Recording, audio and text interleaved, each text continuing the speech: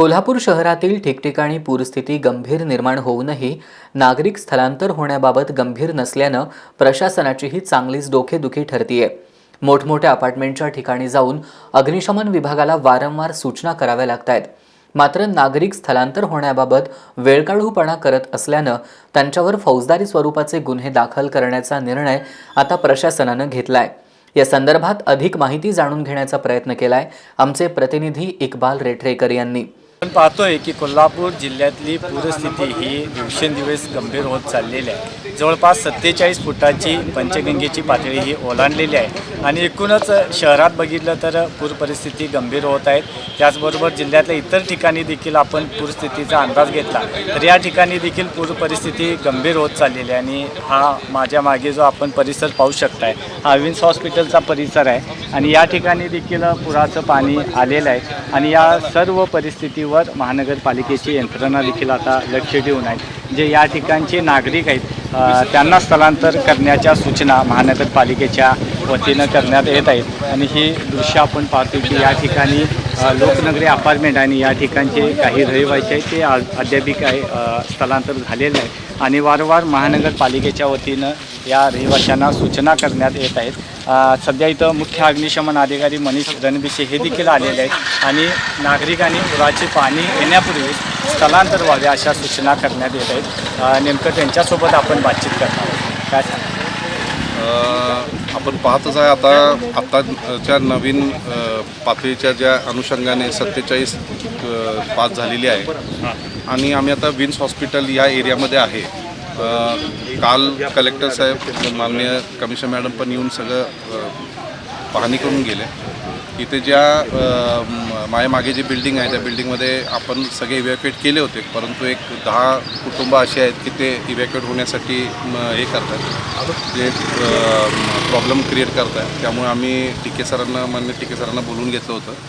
त्यांनी पण त्यांचे फोर्स येऊन त्यांना सगळं समजावून सांगितले आणि त्यांना फोर्सफुली त्यांना 2:30 वाजेपर्यंत अल्टिमेट दिलेली आहे। फोर्सफुली त्यांना बाहेर काढण्यासाठी तसं त्यांना बोलले ते 2:30 वाजेपर्यंत त्यांना टाईम दिलेला आहे।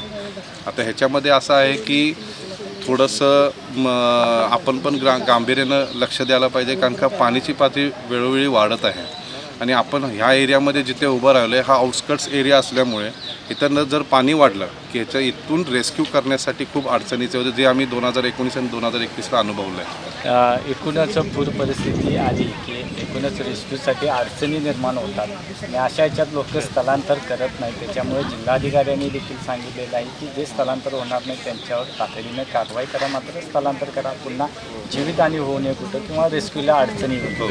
त्यांचं एकच म्हणणं आहे सरांचं की जेणेकरून आपण बोटचा वापर करायचा नाही।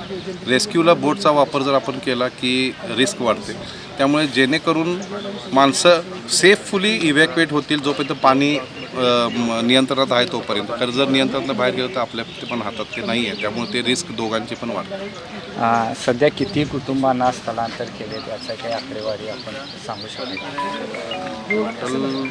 आपण आपलं आता सध्या निवारा केंद्र जे आहे ते चित्रदुर्ग मठ असेल किंवा सीता कॉलनीच्या समोर जैन मठ असेल, सिद्धार्थनगर हॉल आहे, त्यानंतर गगो जाधव विद्यालय आहे, त्यानंतर बापट कॅम्प असे इथं आपण स्थलांतरित केलेले आहेत। त्याची आकडेवारी माझ्याकडे ढोबळ आकडेवारी आहे। टोटल मिळून आपल्याकडे एक 500 ते 600 जण टोटल काउंट आहे।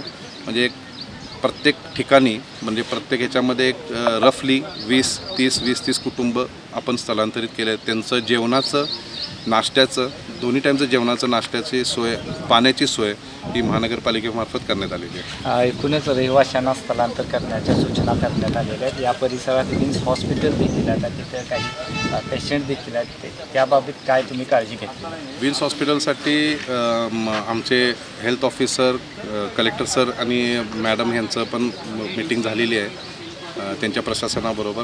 त्यामध्ये त्यांनी कालच कलेक्टर सरांना सांगितलेलं आहे की आमचे 122 जण काहीतरी टोटल काउंट आहे त्यांचा, म्हणजे पेशंट आणि क्रिटिकल पेशंट, तर ते त्यांनी वरती शिफ्ट केलेले आहेत। त्यासाठी तो डिझेलचा साठा असेल किंवा जेवणाची सोय असेल किंवा इतर अनुषंगी जे लाईफलाईनसाठी जे वापरतात ऑक्सिजन असेल, हे सगळं त्यांनी वरच्या फ्लोअरला शिफ्ट केलेलं आहे, जिथे पाण्याची लेवल 2021च्या पण वरती त्यांनी ते शिफ्ट केलेलं आहे। आणि त्यांनी कुठलेही पेशंट आता इन करत नाही आहेत. तसं त्यांचे हॉस्पिटलचे प्रशासन पण इथे बाहेर उभे आहेत. तर जर पुढे त्यांनी आता फोर्सफुली म्हणजे आपण त्यांना करू शकत नाही, खरं ते त्यांच्या सेफ्टीसाठी त्यांनी ते बाहेर पडणं हे योग्य आहे. तर एकूणच सर्व परिस्थितीवर महानगरपालिकेची यंत्रणा देखील लक्ष ठेवून आहे. सध्या सकाळपासून काहीसा पावसाचा जोर कमी आहे, मात्र पंचगंगेने 47 फुटाची पाणी पातळी ओलांडलेली आहे. त्याच्यामुळं आणखी रात्री जर पाऊस लागला तर पूर परिस्थिती मात्र गंभीर होणार आहे आणि कोणत्याही क्षणी या ठिकाणी पाण्याची पातळी वाढू शकते. त्यामुळे अग्निशमन दल किंवा महानगरपालिकेची यंत्रणा, जिल्हा प्रशासनाची यंत्रणा सर्व परिस्थितीवर लक्ष आहे. ज्या ठिकाणी रहिवासी आहेत त्यांना बोटीतून स्थलांतर करण्याची वेळ येऊ नये, त्यामुळे नागरिकांनी पाण्याची पातळी वाढण्या अगोदरच स्थलांतर व्हावं यासाठी विशेष करून प्रयत्न करण्यात येत आहे. एस न्यूजसाठी अभिजित पाटीलसह इक्बाल टेटरेकर.